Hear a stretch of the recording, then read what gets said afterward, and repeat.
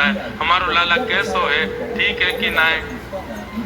द्वारिका दर्शन करने के लिए जाएंगे तो ब्रजवासी दूर खड़े खड़े कहेंगे, वारे लाला हमारे यहाँ तो गैया चरावे, हमारे यहाँ तो ऐसे ही बैठ जाए जमुना जी में पाम डार के, वो यहाँ राजा महाराज धीराज बन के बैठो है, वो देख हमारो लाला कैसो लग रहा है। जगन्नाथपुरी में जाएंगे, ब्रजवासी जाकर के जगन्नाथपुरी में कहेंगे, बोले लाला हमारे यहाँ तो मक्खन मिश्री खावे, घर से चोरी कर करके खा जाए, और यहाँ देख ऐसी बड़ी बड़ी हंडीन में दाल भात खा रहा है, अरे तारी के तेरा पेट खराब हो जाएगा, इतना मत खाए कर। ऐसे ब्रजवासी। एक जगह तो प्रसंग आता है कि अब भी ऐसा होता तो होगा, कोई अनुभव करता नहीं है, पर एक जगह मैंने पढ़ा था कि श्री जगन्नाथ भगवान एक दिन बड़े प्रसन्न, महाराज यहाँ पुजारी जैसे ही श्रृंगार करने के लिए गया तो ठाकुर जी का जो ब्रह्मवेदी पर स्वरूप था वो ऐसे झूमने लगा, ऐसे मचल रहे थे ठाकुर जी, और बड़े रज रज के अपना श्रृंगार करा रहे थे। बाकी के दिन तो श्रृंगार गिरता रहता है ठाकुर जी का, लेकिन आज तो ठाकुर जी एक एक बार में पूरा श्रृंगार अपना धारण कर रहे थे। पुजारी जी ने कही, बोले जय जय, आज तो बड़े प्रसन्न हो, कहा बात है। तो उस समय की बात जब रोड नहीं थे, इतने साधन नहीं थे, जंगल थे पूरे, पैदल यात्रा करते थे बैलगाड़ियों में। जय बड़े प्रसन्न हो आज तो, कहा बात है। अब मैं तो ब्रजभाषा बोल रहा हूँ, अब वहां उड़िया में ही बोला होगा उन्होंने तो श्री जगन्नाथ भगवान से, आज बड़े प्रसन्न हो, क्या बात है। तो श्री जगन्नाथ जी कहने लगे, बोले अभी अभी वृंदावन से कुछ भक्तों की टोली मेरे दर्शन करने के लिए जगन्नाथपुरी आ रही है, अब मुझसे इंतजार नहीं हो रहा, मैं बस ये विचार कर रहा हूँ, अब इतना बढ़िया श्रृंगार करो, मैं इतना सुंदर लगूं, मेरा भोग भी खूब बढ़िया से लगाना, और सुनो उनकी बढ़िया व्यवस्था कर देना, उनके लिए गद्दे आदि की सब व्यवस्था व्यवस्थित कर देना, बढ़िया प्रसाद बनाना, 3-4 दिन लगेंगे। अरे भगवान अभी 4 दिन कैसे निकलेंगे मेरे तो मुंह पे तो डटो ही नहीं जा रहा, जल्दी से ब्रजवासी आ जाए, और सुनो वो जैसे ही आवे ना, उनको यहाँ ब्रह्मवेदी के ऊपर ले आना और ला करके मेरे अंग से ऐसे गले लगवा देना, मैं उनको गले से लगा लूंगा, प्रसन्न हो जाऊं। पुजारियों के नेत्रों में आंसू आ गए, बोले कि ठाकुर जी कभी कभी बुरा नहीं मानना, पर संशय होता है कि हम भक्त हैं कि आप भक्त हो, हम भक्ति करते हैं कि आप भक्ति करते हो, हम प्रेम करते हैं कि आप प्रेम करते हो। श्रीमद् भागवत में स्वयं श्री कृष्ण कहते हैं, अहम भक्त पराधीन। बंधुओं, स्वयं को भक्त कह करके अपने ऊपर अभिमान करने वालों सावधान हो जाइए, आप भक्त नहीं हैं, ठाकुर जी हमारे भक्त हैं। हमारे ब्रज में गाँव में, मैं भक्तन को दास और भगत मेरे मुकुट मणि, मैं तो भक्तन को दास हूं और ये भक्त मेरे मुकुट मणि है। ऐसा प्रेम ठाकुर जी करते हैं।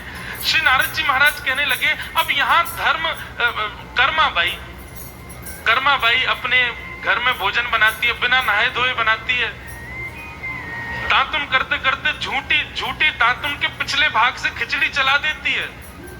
स्वयं जगन्नाथ भगवान दौड़ करके जाते हैं उसकी खिचड़ी खाने के लिए।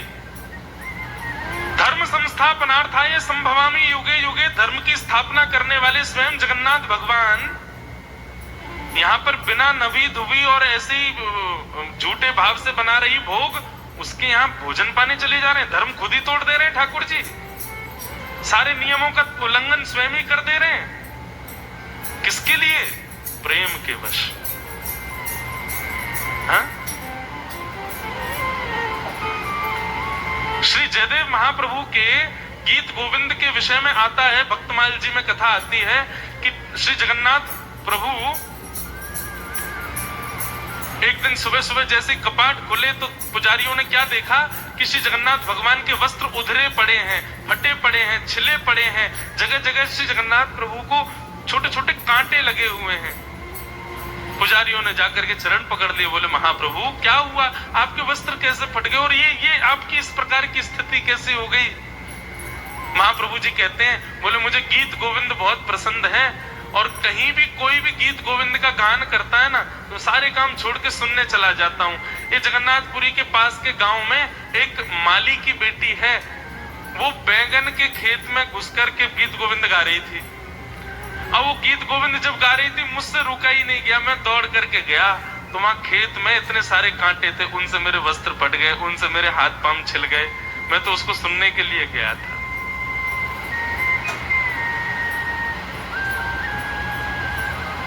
किसकी वजह से? केवल और केवल प्रेम। नारद जी महाराज कहते हैं, व्यास जी आप धर्म अर्थ काम मोक्ष को इतने सारे ग्रंथ और इतने सारे विषयों में प्रधान बता चुके हैं, लेकिन आपके चित्त को जो शांति नहीं है वो उसका कारण यह है कि आपने प्रेम को प्रधान नहीं बताया है अभी तक। मेरी आपसे प्रार्थना, अब जिस ग्रंथ का निर्माण करो इसमें धर्म अर्थ काम मोक्ष को बाहर हाथ जोड़ के खड़े रहने दीजिएगा, यहां पर ऐसा ही वर्णन कीजिएगा जिसमें प्रेम प्रधान हो, तब आपके चित्त को शांति मिलेगी। हमारे अष्ट सखाओं में एक सखा गाते हैं, कोई राग लो दूसरा, बहुत सुंदर भाव कहते हैं। माण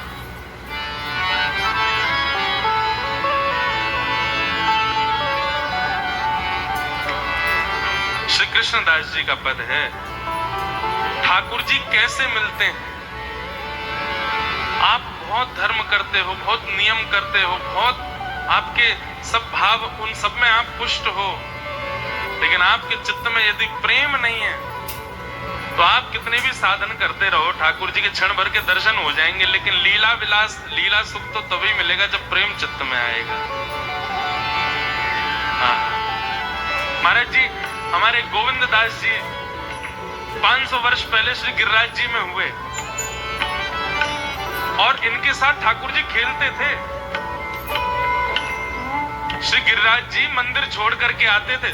हमारे यहाँ ब्रज में आज भी नियम है कि दोपहर में 12 बजे ठाकुर जी का मंदिर बंद हो जाते हैं सब जगह। 12-1 बजे सारे मंदिर बंद हो जाएंगे वृंदावन में। ठाकुर जी सोते नहीं है, ठाकुर जी गैया चराने जाते हैं। वृंदावन में तो बनचारी है ना ठाकुर जी, इसलिए गैया चराने गए ठाकुर जी।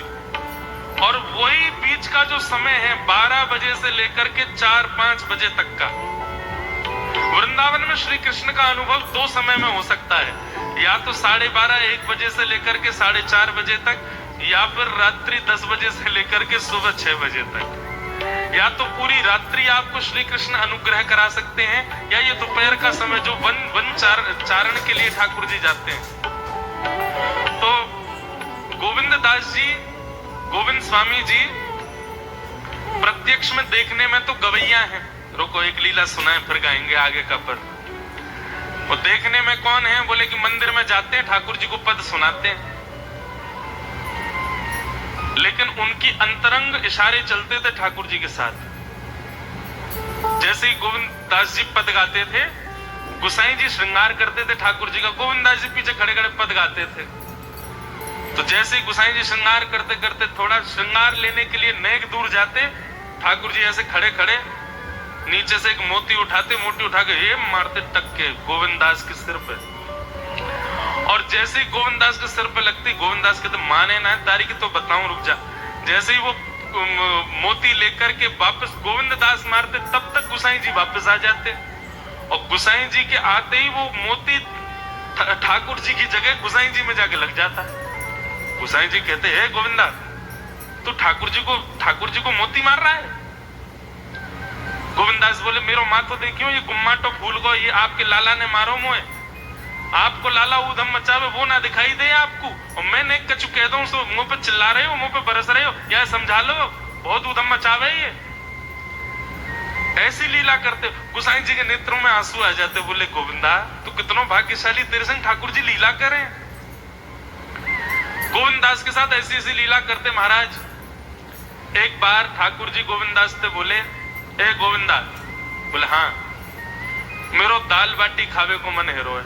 आप लोग दाल बाटी जानते हैं? महाराष्ट्र में खाते हैं दाल बाटी हैं? राजस्थान की बढ़िया, राजस्थान हमारे ब्रज में खूब खाते हैं दाल बाटी चूरमा, जो खाए सो सूरमा।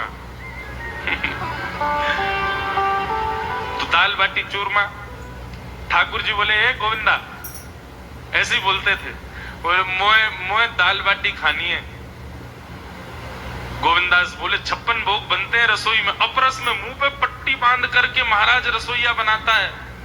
अपरस में यमुना जी का जल आता है वहां से, वृंदावन से, उसके जल में सुंदर प्रसादी बनती है। इतने सुंदर शुद्ध भोजन को छोड़ के यूं कह दाल बाटी खानी है, ठीक है मैं आज बोल दूंगा रसोई घर में बनवा देता हूं। बोले ना रसोई की ना खानी तो बोले तेरी कदम खंडी में आऊंगा। गोविंदास जी जहां बैठ करके भजन चिंतन करते थे, मंदिर से थोड़ा दूर था, सुंदर वन था गिरिराज जी में। बोले मां आऊंगो और वहीं पे तू कंडा, वही गोबरी कंडा में बना और कंडा में बना के तैयार कर, मैं आऊंगा वहीं खाऊंगा। गोविंदास जी बोले यहाँ सब लोग आपको मंदिर में पूजने आते हैं, आप यहाँ पे भगवान हो, ऐसे कहीं खाने पीने आओ। बोले कोई को पता थोड़ी चलेगी, मैं आ जाऊंगा, तू चिंता मत कर, तू सुन तैयारी कर ले, आज मैं तेरे यहाँ आके प्रसाद पाऊंगा। गोविंदास जी चुपचाप मंदिर से भाग गए, किसी को बताया नहीं। किसी को पता थोड़ी कि ठाकुर जी ऐसे बाहर भी चले जाते हैं, सबको लगे अंदर ही रहते हैं ये। गोविंदास जी दौड़ करके गए, बढ़िया कंडा में बढ़िया उपले उपले लगा करके महाराज बाटी बनाई, दाल चढ़ा दी, सुंदर ठाकुर जी आएंगे पाने। एक पंथ दो काज, ठाकुर जी को दो लीलाएं एक साथ करनी थी। एक तो गोविंददास के संग सुख लेना है, और एक झाड़ू लगाने वाला गिरिराज जी की तलेटी में झाड़ू लगाता था, उसको मंदिर में प्रवेश नहीं करने देते थे लोग। तो वो बेचारा बाहर खड़ा खड़ा ही दर्शनार्थियों से पूछता था कि ठाकुर जी दिख कैसे रहे, मुझे ये बता दो। दर्शनार्थी आकर के बताते थे नीली ठाकुर जी ने बाघा पहना है, गले में मोतियों की माला है, मकराकृत कुंडल है, ऐसा टिपारा ठाकुर जी के सिर पर रखा है और ऐसा ठाकुर जी का श्रृंगार है।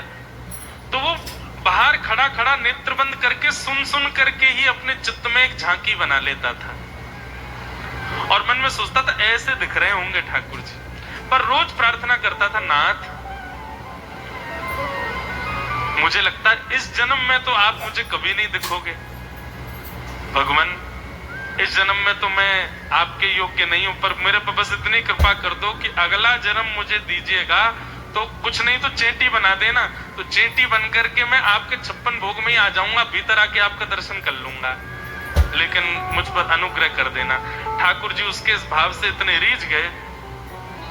गोविंददास को बोला था कि दाल बाटी खाने आएंगे, मंदिर बंद करके सब तो चले गए वहां से, सब लोग भोजनालय में भोजन प्रसाद पाने लगे। ठाकुर जी मंदिर से निकले अचक करके बाहर, गिरिराज पर्वत के ऊपर विराजते थे। जैसे ही बाहर निकल करके आए तो गिरिराज पर्वत के नीचे वही झाड़ू लगाने वाला उन नेत्रों से आंसू बह रहे थे, ठाकुर जी का चिंतन कर रहा था। आज ठाकुर जी ऐसे दिख रहे हैं, आज नीली पोशाक पहनी है, सिर पर चांदी का मुकुट पहना है, ठाकुर जी ने आज गुलाब का इत्र लगाया है, ठाकुर जी के ऐसे ऐसे मकराकृत ठाकुर जी के कटाक्ष, वो सब चिंतन कर रहा था। ठाकुर जी नीचे उतर करके जाने लगे, इतने में ठाकुर जी ने लीला करी और जोर जोर से ठाकुर जी चिल्लाने लगे, अरे जल्दी ते आइयो, देखियो मेरे पाम में कांटो लग गयो, अरे जल्दी तो कोई आओ या कांटे को निकालो, मुझको तो बहुत दर्द है रहा है, अरे भैया जल्दी आओ जल्दी आओ। अब ये स्वर जैसे ही सुना उस झाड़ू लगाने वाले ने, उसके नेत्र खुल गए, उसने देखा, बोले कि ये स्वर कहां से आ रहा है। उसने जैसे ही नेत्र उठा करके ऊपर देखा तो नीला बाघा पहना है, मोतियों की माला पहनी है, मकराकृत कुंडल पहना है, चांदी का मुकुट चमक रहा है मस्तिष्क पर, ठाकुर जी के केश घुंघराले लहरा रहे हैं और ठाकुर जी अपनो एक पाम हाथ में पकड़ करके और एक पैर पर लंगड़ी जैसे खेलते हैं ऐसे ठाकुर जी कूद रहे हैं यहां से वहां। नीचे से झाड़ू लगाने वाले ने कहा, अरे ऐसा पुरुष तो मैंने जीवन में कभी नहीं देखा, ये कैसा पुरुष है। नीचे से ठाकुर जी को देखने लगा, अब स्वरूप उसको पता था तो उसने कहा ये जरूर ठाकुर जी होंगे, वहीं से प्रणाम कर। ठाकुर जी बोले प्रणाम कर रहा हूं, दारी के जल्दी ऊपर आ, कांटो लगो मेरे पाम में, या को निकार।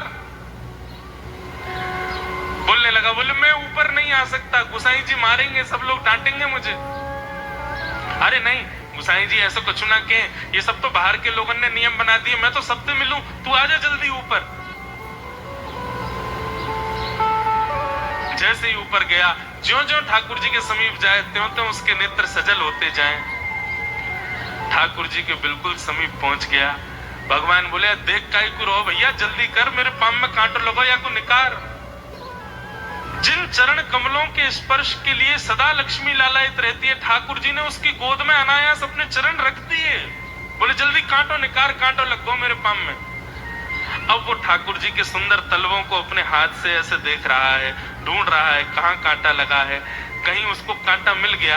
अब इतने कोमल चरण ठाकुर जी को, उसके नेत्रों से आंसू भी गिरते जा रहे हैं, भाव विह्वल होता जा रहा है। मेरे सौभाग्य की सराहना, ठाकुर जी के इतने समीप। कांटा निकालने के लिए बार बार अपने अंगूठे से खींचे, लेकिन कांटा नहीं निकले। ठाकुर जी बोले अरे जे हाथ पे ना निकले गो। उसने पूछा कैसे निकलेगा? बोले अरे मेरो पाम पकड़ के अपने मुंह के पास ले जा और दांतन से निकाल, तब निकलेगा ये।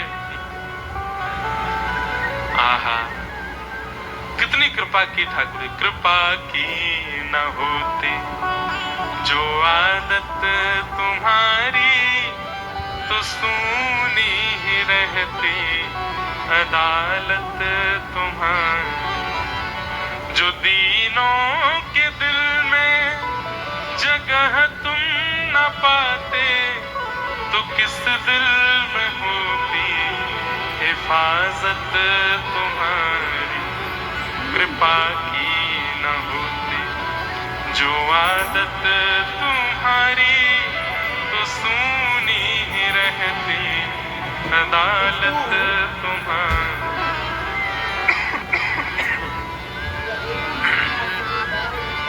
कितनी कृपा। उसने कांटा निकाला मुख से। ठाकुर जी बोले अब चल, मुंह से चलो ना जा रहो। गोविंद दास ने अपनी कदम खंडी में दाल बाटी बनाई है, मुंह ले चल वहां पे। बोला कैसे लेके चलूं? बोले तेरे कंधान पे बैठ जाऊंगा मैं।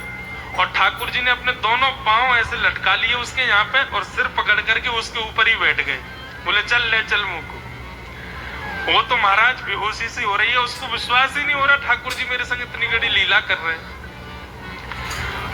गोविंद दास की कदम खंडी में पहुंचने से पहले उस बालक ने ठाकुर जी गोविंद दास जी मुंह बहुत मारेंगे, अगर उनको पता चल गई मैंने आपको छू लिया है तो मुंह बहुत डांटेंगे। आप एक काम करो, यहाँ से आप पैदल चले जाओ, मैं यहीं खड़ा हूँ। ठाकुर जी बोले यहीं खड़ो रही हो, तेरे काजी दाल बाटी लेके आऊंगा मैं। ठाकुर जी पहुंच गए गोविंद दास के पास। आहा, जो ठाकुर जी अचल दिखते हैं सबको मंदिर में, वो सचल दिखते हैं गोविंद दास को। कितनी बड़ी कृपा। गोविंद दास के यहाँ ठाकुर जी पहुंच गए और पहुंच करके ठाकुर जी बोले चल गोविंदा जल्दी खवा, मुझको तो बहुत जोर की भूख लगी है। गोविंद दास बोले हाँ हाँ बिराजो। सुंदर व्यवस्था कर दी। ठाकुर जी बैठ गए और बैठ करके सामने पत्तल पर महाराज बाटी रखी, दाल रखी, चूरमा रखी, चटनी रखी, सब बढ़िया सुंदर सजा दी। अब ठाकुर जी पा रहे हैं, प्रेम से पाते जा रहे हैं और पाते पाते बीच में गए और ला और जल्दी ला, भूख लग रही है मुझको। गोविंदास बोले पहले इनको तो खा लो। अरे ना तू जाने ना है मंदिर में मेरो भूख कैसे लगे? थाली में 2 रोटी और ये सब्जी, इनते मेरो भूख पेट थोड़ी भरे। मेरे सामने तो सबरी सामग्री धर दो, मेरो जो मन होगा मैं उठा उठा के पाते जाऊंगा। अरे गोविंदा जल्दी जल्दी लेके आ। और गोविंद दास जी पीछे मुड़ करके बढ़िया सुंदर बाटी वाटी सेके। इतने में ठाकुर जी क्या करें, एक बाटी तो खा जाएं और दूसरी बाटी उठा के अपनी जेब में धरते जाएं। वो संग आयो वाक्य काजी लेके जानी है। अब तो महाराज ठाकुर जी खाते जाएं, बढ़ते जाएं, खाते जाएं, बढ़ते जाएं। गोविंद दास बोलो ठाकुर जी ये तो मैं मानूं कि आपकी खुराक बहुत है, पर इतनी ज्यादा है ये मुझको विश्वास नहीं है रहा है। क्यों हैं 56 बाटी खा गए हो अब तक आप? अरे कोई तुगना है, कोई पेट है कि समुद्र है, कुआं है, कहा है आपको? ठाकुर जी बोले अच्छा दारी के ऐसे बोले, चलो जाऊंगा मैं। अरे नहीं जैसे आप तो पाओ। ठाकुर जी तो जेब में भरते जा रहे थे। अब ठाकुर जी का पेट भर गया। ठाकुर जी बोले चल भैया गोविंदा अब पेट भर गया, नेक्स्ट देर हम एक पेड़ के नीचे बैठ के नेक्स्ट सुस्ताए लें, फिर बाकी बाद मंदिर में जाएंगे। 4 बजे मंदिर खुल जाएगा दर्शन देने। जैसे ही ठाकुर जी खड़े भये महाराज, सोई उनकी पीतांबरी फैल गई। पीतांबरी फैली। गोविंदास बोले जय जय, ये बाटी खाए के आप इतनी जल्दी मोटे कैसे है गए? ये पेट आपको है तो सही, लेकिन ये इतना चौड़ो कैसे है? और पेट कोई खावे तो वो आगे की तरफ निकल रही है, ये कोने में कैसे निकल रहा है? ये दोनों तरफ पेट बाहर कैसे आ रहा है आपको? ठाकुर जी ने ना कछु नहीं दिखाओ। अब तो महाराज गोविंदास ने पकड़ के जैसे पकड़े तो अंदर से बाटी निकल आई। जे बाटी कौन के काजे भर के ले जा रहे हो? सही सही बताइयो लाला, कौन के काजे? कोई और सखा बना लियो तुमने मेरे अलावा? गोविंददास जी बाहर गए, बाहर जाकर के देखा तो एक वृक्ष के पीछे वो झाड़ू लगाने वाला बैठा था। अच्छा, तो अब जे आपको सखा बन गए, जे आपको मित्र है गयो, या के काजे बाटी भर के ला रहे हो? ठाकुर जी के अच्छा, अरे भैया ठीक है, अब तू सबंत कह मत दियो कि मैं या के संग आयो, या के संग खेलूं। अरे बेचारो बड़ो प्रेम करे मोते, ये भूखो बेचारो, मैंने सोची या के काजे बाटी ले चलूं। गोविंददास जी के चित्त में एक क्षण के लिए तो ये भाव आ रहा है कि ठाकुर जी कितने प्रेमी हैं, लेकिन बाहर से कैसा दिखा रहे हैं? बोले स्वयं ने इतने सारे ग्रंथ निर्माण करा दिए, 4 वेद लिखवा दिए, उन पुराणों में शुद्धि, पवित्रता, अपरसता, सबके इतने नियम बना दिए, और खुद क्या कर रहे हो? हैं? कोई के सिर पर बैठ के घूम रहे हो, कहीं जा रहे हो, कछु भी खा रहे हो? ठाकुर जी बोले अब ये सब नियम तो मानवन के लिए है ना, हम तो जय जय हैं, हम थोड़ी करेंगे इन नियमन को। बोले चुपचाप चलो और आचमन करो, शुद्धि करो, तब जाइयो मंदिर में। वहीं गोविंद कुंड के पास में गोविंददास जी ने जबरदस्ती ठाकुर जी बैठा दिए। बोले हाथ में जल लो। ठाकुर जी जल लेकर के बैठे, बोले अब करो अपवित्र पवित्रो वा सर्वावस्थांगतो पिवा। ठाकुर जी आचमन कर रहे हैं, अपनी पवित्र कर रहे हैं ऊपर से लेकर नीचे तक। इतने में गोविंददास बोलते बोलते बोलते बोलते पीछे के गए और ठाकुर जी की पीठ पे जाकर के एक धक्का दियो महाराज, पूरे ठाकुर जी डुबा दिए कुंड में। ठाकुर जी पूरे ऊपर से नीचे तक भीज गए। ठाकुर जी दारी के तेरी शिकायत करूंगो, गुसाई जी तो कहूंगो तू ऐसे करे मेरे संग। गोविंददास बोले मैं बता दूंगा तुम कौन कौन के कंधान पे चढ़ के घूमो। हम मंदिर के लिए इतना नियम बना रखो है, नहा के आओ, धो के आओ, हाथ पांव खासा करके आओ, और कुछ अपवित्र वस्तु मत छीलेना, अपरस में रहना, गीला वस्त्र तन पे होना चाहिए। आपकी सेवा के लिए इतने नियम, और खुद क्या कर रहे हो? ऐसे गोविंददास वो कह रहे हैं यद्यपि रूप गुण शील सुधरता, इन बातन ना रिझई है, प्रीतम प्रीत ही सोवे।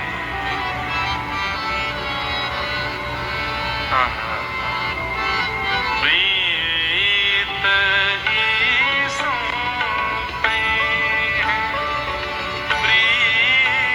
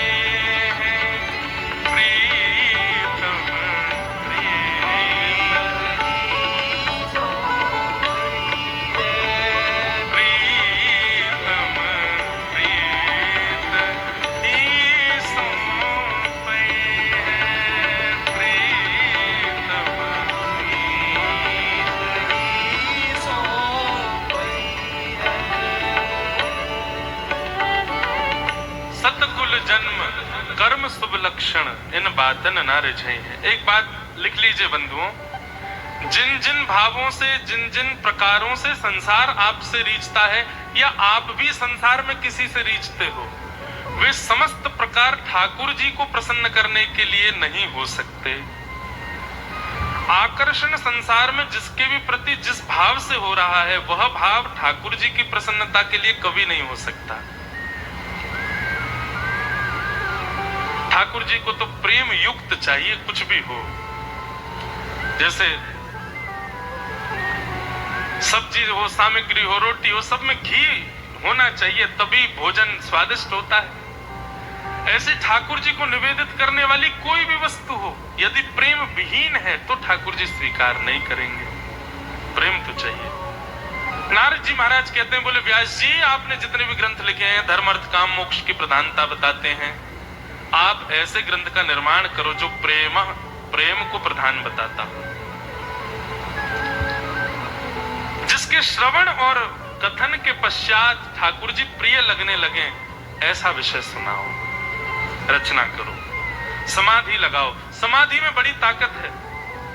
नारद जी महाराज अपने पूर्व जन्म की कथा सुनाते हैं और पूर्व जन्म की कथा सुनाते हुए कहते हैं, बोले मैं एक दासी पुत्र था। हमारी माता जी घर घर में जाती थी और कुछ कार्य करती थी। एक बार हमारे गांव में चातुर्मास के लिए कुछ संतों का आगमन हुआ। मेरी माताजी उन संतों की सेवा में मुझको भी लेके जाती थी। छोटा सा बालक में जाता था। अब संतों के चातुर्मास में सेवा करके मेरी इतनी रति हो गई कि उन संतों के संग रहना ही मुझको सुख लगने लगा। 4 महीने बाद जब संत वहां से जाने लगे तो मैंने संतों के चरणों में निवेदन करते हुए कहा कि मुझे भी संग ले चलो। तब संतों ने कहा, बोले मां से आज्ञा लो, माता पिता आज्ञा करें तो ही आप चलना। मां से पूछने गए तो मां ने मना कर दिया। बोले कि मैं बुढ़ापे की स्थिति में हूं, इकलौता मेरा यही पुत्र है, इसको भी संत के रूप में भेज दूंगी, मैं कैसे जीऊंगी। संतों ने नारद जी महाराज से कहा, बोले देखो अभी मां आपकी वयोवृद्ध है, अब एक काम करो, जब तक मां विराजमान है तब तक इनकी सेवा को ही भक्ति मानो, इनकी सेवा को ही भक्ति का स्वरूप दे दो। बंधुओं, कई लोग ऐसा प्रश्न करते हैं परिवार के प्रति, अपने परिवार के कुछ लोगों के प्रति कि वो हमको भक्ति नहीं करने देते, और वो ऐसा संबंध है कि उसका त्याग भी नहीं कर सकते, चाहे माता पिता हो, चाहे पत्नी का हो, चाहे अन्य किसी भाव का हो। क्या करें? उसका निर्वहन कुछ समय तक करना चाहिए। प्रयास करो कि आपके भाव को वो स्वीकार कर लें, लेकिन किसी समय पर यदि स्थिति ये पहुंच जाए कि अब स्वीकार हो ही नहीं रहा है, अब वो किसी भी रूप में आपको भगवत भाव से विमुख ही कर रहे हैं, तब गोस्वामी जी की ये पंक्ति जो उन्होंने मीराबाई को लिख करके दी, जाके ही अन राम वै देहि तजिय ताई कोटि वैर सम यद्यपि परम स्नेह। कितना भी स्नेही क्यों ना हो, जिसके हृदय में राम और श्री जानकी जी नहीं है, श्री कृष्ण और श्री हमारी किशोरी जी का विवास नहीं है, जिसके चित्त में उनके प्रति प्रेम नहीं है, तजिय ताहि कोटि वैर सम, उसको अपने बैरी के समान त्याग कर दो। यद्यपि परम स्नेही, चाहे परम स्नेही क्यों ना हो, लेकिन इससे पहले प्रयास करो कि आपका भाव स्वीकार हो जाए। ना हो अनेक प्रयास करने के बाद तब ये विधि अपनानी। नारद जी महाराज को संतों ने कहा कि आप पहले तो अपनी माँ की सेवा करो, जब माँ धराधाम से चली जाए तब तुम भजन के मार्ग पर जाना। संतों ने नारद जी महाराज को एक श्लोक बता दिया, नमो भगवते तुभ्यं वासुदेवाय धीमहि प्रद्युम्नाय अनिरुद्धाय नमः शंकर्षणाय च ओम नमो भगवते वासुदेवाय। ये 12 अक्षर मंत्र है। ठाकुर जी की प्राप्ति का, ठाकुर जी की प्रसन्नता का, ठाकुर जी की दर्शन का सबसे श्रेष्ठ उपाय इस मंत्र में विद्यमान है। नारद जी महाराज को संतों ने ये मंत्र प्रदान कर दिया और कहा कि अब प्रतीक्षा करो, जब तक मां है तब तक सेवा को ही भक्ति मानो। नारद जी महाराज खूब अपनी माँ की सेवा करते थे। एक दिन आया, उनकी माँ ने अपने प्राण त्याग दिए। नारद जी बोल रहे हैं कि मैं बहुत रोया, अपने पूर्व जन्म की कथा सुना रहे हैं। इतना रोया व्यास जी, पर मेरे नेत्रों से निकलने वाले आंसुओं में अंतर था। एक नेत्र से ठंडे आंसू आए, दूसरे नेत्र से गर्म। पीड़ा में जब व्यक्ति रुदन करता है तब आंसुओं का जल गर्म होता है, लेकिन जब आनंद में रुदन करता है तब उसके अश्रु जल जो होते हैं वो शीतल होते हैं। पीड़ा में जब रुदन करता है व्यक्ति तब इच्छा होती है कि कोई आकर के संभाले, कोई आकर के रोके, कोई आकर के मुझको देखे। पर जब आनंद में रुदन होता है तब इच्छा होती है कि कोई रोके ना, ये रुदन चलने दो, मुझे रोने दो, बस भाव में ठाकुर जी के में। और एक बात कहें आपको, पीड़ा में रुदन सदा संसार के लिए ही होता है। ठाकुर जी के लिए यदि पीड़ा का भी रुदन है ना, तो पीड़ा का रुदन भी प्रेम वश का ही होता है, प्रेम से भरा हुआ ही होता है, वो आनंद प्रदायक होता है। नारद जी बोले माँ चली गई थी इसलिए पीड़ा में था, अब ठाकुर जी से मिलन के लिए आगे बढ़ूंगा इसलिए प्रसन्न भी था, इसलिए दोनों प्रकार के आंसू आए। माँ का संस्कार करके मैं वन में जाकर के मैंने इस मंत्र का, द्वादशाक्षर मंत्र का खूब जप किया। जप करते करते करते करते करते करते एक दिन ठाकुर जी का शंख चक्र गदा पद्म धारण चतुर्भुज रूप का एक क्षण के लिए मुझको दर्शन हुआ, और एक क्षण का दर्शन होते ही वो दर्शन अंतर्ध्यान हो गया। नारद जी महाराज आर्तनाद से पुकारने लगे, ठाकुर जी कहां चले गए? आप एक क्षण के लिए आए, फिर चले क्यों गए? तब ठाकुर जी आकाशवाणी करते हुए कहते हैं, अविपक्व कषायाणाम दुर्दशो हम कुयोगिनाम सकृत्य दर्शितम रूपम एतत् कामायते नघ। हे नारद जी, अभी आपकी भक्ति परिपक्व नहीं है। परिपक्वता ना होने के कारण मेरा एक क्षण का दर्शन हुआ है, पर मैंने दर्शन एक क्षण का देकर के आपको ये बात पुष्ट कर दी है कि मैं निश्चित जल्दी आऊंगा, लेकिन तब तक आप और परिपक्व करो अपने भजन को। बंधुओं, ऐसा हो ही नहीं सकता कि नाम साधक, कथा श्रवण करने वाला, भजन मार्ग को अपनाने वाले व्यक्ति को कभी भगवत अनुभव न हुआ हो। आप पूरा विचार कीजिए, जब से आप नाम साधक हुए हैं, गुरुनिष्ठ हुए हैं, कथा श्रवण करना प्रारंभ किया, तब से लेके अब तक ऐसा हो ही नहीं सकता कि भगवत कृपा और भगवत अनुभूति आपको न हुई हो। कभी ना कभी तो इस भगवत अनुभूति का आपने आनंद सुख लिया ही होगा। और यदि किंचित भी एक बार भी किसी के चित्त में या किसी के मन में या किसी के भाव में ठाकुर जी के सुंदर भाव एक बार भी एक क्षण के लिए आए हैं, तो ये बात निश्चित है कि ठाकुर जी आपसे मिलने का मन बना चुके हैं, बस आपकी परिपक्वता की प्रतीक्षा कर रहे हैं कि और परिपक्व हो जाओ तब आऊं। एक बार भी किसी भी रूप में आपको ऐसा अनुभव हुआ है, ये तो ठाकुर जी की कृपा थी। ऐसा भाव चित्त में आया है, रोंगटे खड़े हो गए हो, प्रेमाश्रु छलकने लगे हो नेत्रों से, ऐसी स्थिति एक बार भी यदि जीवन में कभी बनी है तो बस निश्चित मान लीजिए ठाकुर जी आपका नाम रजिस्टर कर चुके हैं मिलने में। बस अब आपकी परिपक्वता की प्रतीक्षा कर रहे हैं कि और थोड़ा परिपक्व हो जाए और थोड़ा श्रेष्ठ हो जाए, फिर आते मिलेंगे, हम प्रिया के संग लीला करेंगे, क्रीड़ा करेंगे। वही यहां पर नारद जी के साथ में वही तो हुआ। नारद जी महाराज को एक क्षण के लिए दर्शन देके ठाकुर जी कह रहे हैं कि मैंने एक क्षण का दर्शन इसलिए दिया कि मैं तुमको प्रमाण दे रहा हूं कि मैं भी तुमसे मिलूंगा, लेकिन अभी तुम परिपक्व नहीं हो, और भजन करो।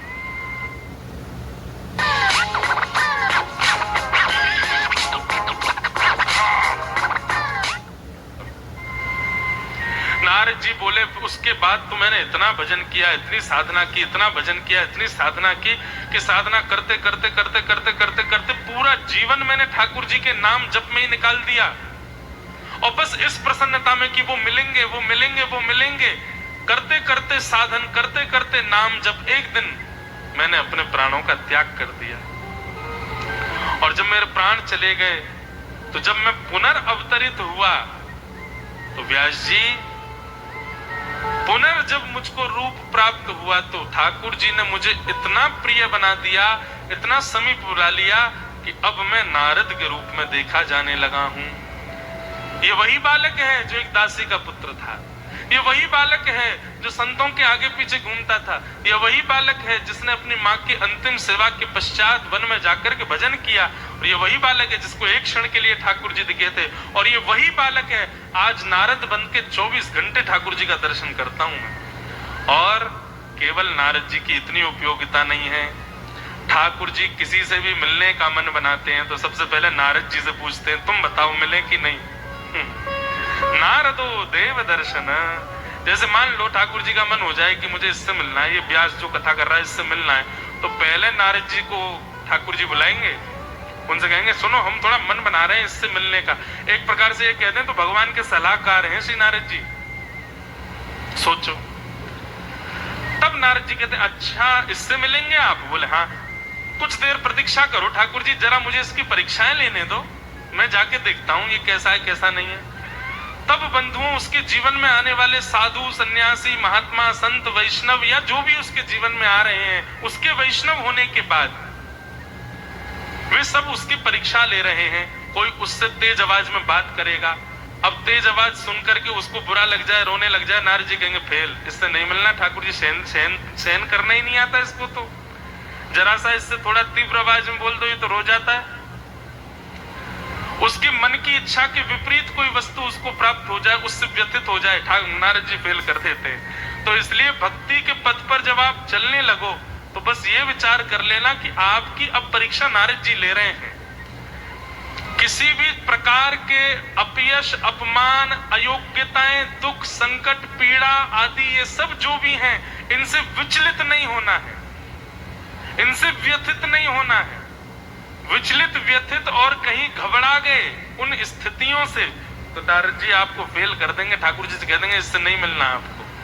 लेकिन यदि सबको पार कर लिया तो मीराबाई की तरह आपको भी मिले। मीराबाई कितने, अरे मीराबाई के सब सारे भक्तों को देख लो, सबके जीवन में कितने कष्ट, कितनी आपत्ति विपत्ति, कितने संकट, सबको पार कर गए तभी ठाकुर जी मिले, तभी ठाकुर जी जीवन में आए, तभी ठाकुर जी ने अनुग्रह किया।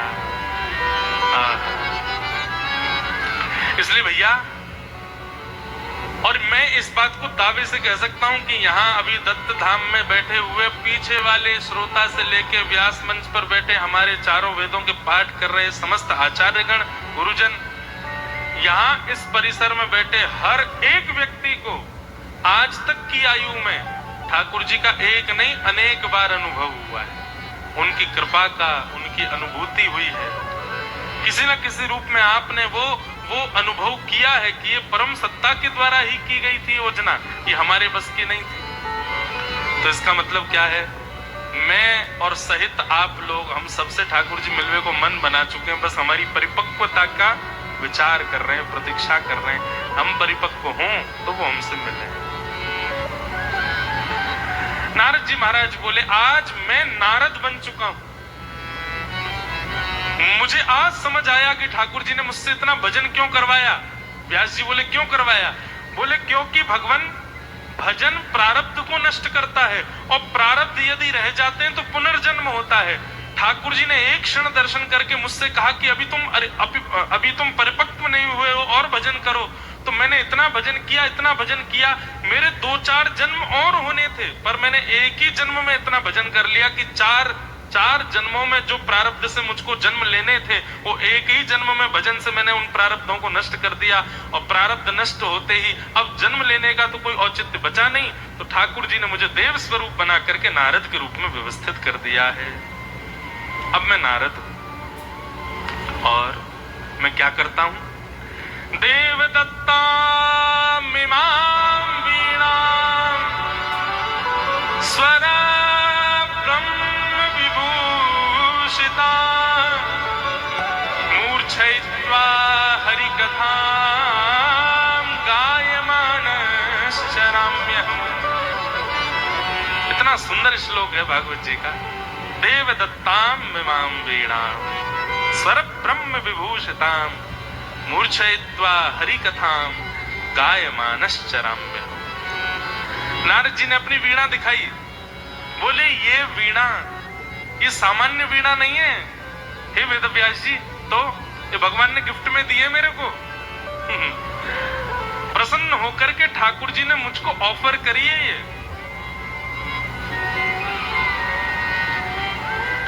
वेदव्यास जी बोले जरा हमको भी तो दिखाओ, ने हाथ स्पर्श तो करा, तो ठाकुर जी ने दी अपने हाथ से। बोले हाँ। बोले अरे ऐसा क्या किया आपने कि ठाकुर जी इतने प्रसन्न हो गए कि आपको वीणा प्रदान कर दी? नारद जी बोले कथा है, सुनाऊं? बोले सुनाओ। बोले एक बार वैकुंठ में बहुत सुंदर संगीत का कार्यक्रम हुआ, हमको भी बड़े दिन बाद ये कथा याद आई है। एक बार संगीत का बहुत सुंदर कार्यक्रम हुआ वैकुंठ में। अब जब वैकुंठ में ऐसे संगीत के कार्यक्रम होते हैं ना बंधु, सारे देवता जाते हैं, जैसे हमारे यहाँ मेला होते हैं ऐसे वैकुंठ में उत्सव होते हैं, सब देवता जाते हैं। सबसे आगे वीवीआईपी गेस्ट कौन होते हैं? ऑब्वियसली चतुर्भुज नारायण भगवान। विशेष शैया पे पौड़े पौड़े सुनते हैं। अच्छा, संगीत के कार्यक्रम में गायक कौन होता है? सरस्वती जी प्रथम गायिका, उसके बाद हा हा हु गंधर्व, ये दो गंधर्व हैं, ये गाते हैं। उसके बाद अपनी शिव वीणा लेकर के महादेव आते हैं, वो महादेव भी गाते हैं। सबका गायन होता है, जो भी गाने में और सुंदर कलाकृति में निपुण है उससे। अच्छा एक बात कहूं बंधु, अगर किसी के पास में किंचित भी गाने का स्वर है, कंठ है, किसी के पास में स्वर है, चाहे वो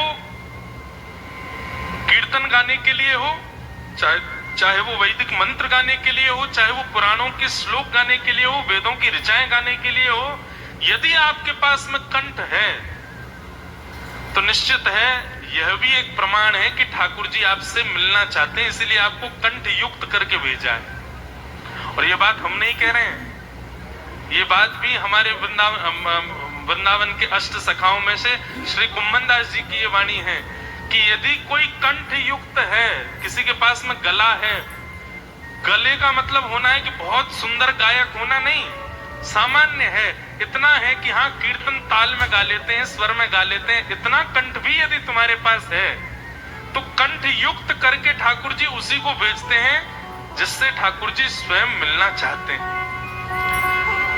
भैया यदि किसी पे यदि स्वर है तो अपनी पीठ थपथपा लो कि हम तो ऑलरेडी रजिस्टर्ड है, वीजा हमको पहले से मिला हुआ है, हमको इंटरव्यू की आवश्यकता नहीं है। बस उस कंठ का प्रयोग लोक रंजन के लिए मत करिए, उस कंठ का प्रयोग जन रंजन के लिए बिल्कुल मत करिए। फिर तो वो येन केन प्रकारेण उस कंठ से सारी सेवा ठाकुर जी की ही होनी चाहिए। एक बार महाराज जी छोटी सी कथा और सुनाए। कुम्मन दास जी को, कुम्मन दास जी के स्वर से प्रसन्न होकर के फतेहपुर सीकरी के राजा ने उनको अपने दरबार में गाने के लिए बुलाया। 10 बार सैनिक भेजे, नहीं गए। 11वीं बार सैनिक आए तो फिर कुम्मन दास जी इसलिए गाने गए, बोले कि नहीं जाऊंगा तो ये बार बार आते रहेंगे। कुम्मन दास जी चले गए। कुम्मन दास जी गए तो राजा से कहा कहिए क्या करना है? बोले कि आप एक दिन भैरव राग गा रहे थे, मुझे बहुत अच्छा लगा था, आप मुझे गा के सुनाओ। कुम्मन दास जी बोले पक्का है ना, केवल राग भैरव सुनना है, गाने के लिए मैं स्वतंत्र हूं, कुछ भी गा सकता हूं? बोले हाँ शब्द आप कुछ भी गाओ, राग भैरव गाना। कुम्मन दास जी बोले अब सुन तू। और कुम्मन दास जी ने गाया, भगत को कहा सीख रिसो काम, आवत जात पन्हैया टूटी, बिसर गयो हरि नाम। भगत को कहा सीख रिसो काम, भगत को कहा सीख रिसो काम, आवत जात पन्हैया टूटी, बिसर गयो हरि नाम। जाको मुख देखत दुख लागत, आको करण परी प्रणाम। कुंभन दास लाल गिरधर बिन और न दूजो का। कुंभन दास जी महाराज कह रहे हैं, जाको मुख देखत दुख लागत ताको करन पड़ी प्रणाम। जिसका मुख हमको बिल्कुल अच्छा नहीं लगता, आज उसके सामने दरबारी बनकर के हमको गाना पड़ रहा है, इससे बुरा दिन मेरे जीवन में कभी नहीं आ सकता। आज मेरे जीवन का सबसे गंदा दिन है। राजा अपनी लाज बचाए, कैसे बचाए? उसने तो केवल इतना कहा था भैरव राग सुनाओ, ये थोड़ी कहा था कि शब्द क्या है। कुंभन दास जी महाराज गाते चले गए। अंत में राजा ने कहा थोड़ी अपनी लाज बचाने के लिए दक्षिणा ऑफर कर देता हूं। कहिए कुंभन दास जी क्या दूं आपको? जो मांगोगे सो दूंगा। कुंभन दास जी बोले पक्का जो मांगूंगा सो दोगे? बोले हाँ।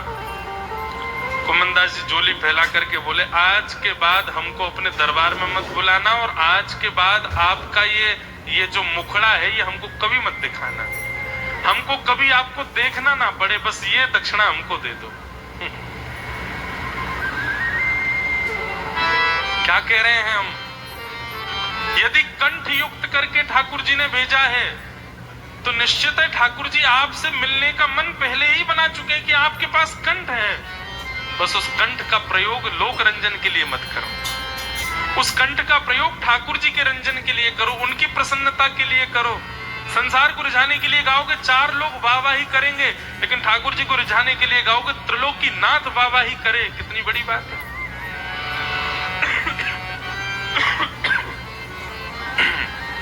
अब मेरे को बार बार यही प्रसंग याद आते जा रहे हैं। ठाकुर जी को गायन इतना पसंद है। कल भी हमने सुनी थी तानसेन की एक कथा और आती है। तानसेन को पता चल गया कि यहाँ पर राज गवैया बन के नहीं गाना है, यहाँ तो भाव से गाना है। तो तानसेन अब आता जाता गाता था, ठाकुर जी के सामने आके गाता था। पर तानसेन का नियम था कि कई गवैया होते हैं वो पान खा करके गाते हैं, मुंह में पान दबा लेते हैं दो चार, उसके बाद गाते हैं, बिना पान के नहीं गाते। तानसेन पान खा के गाता था।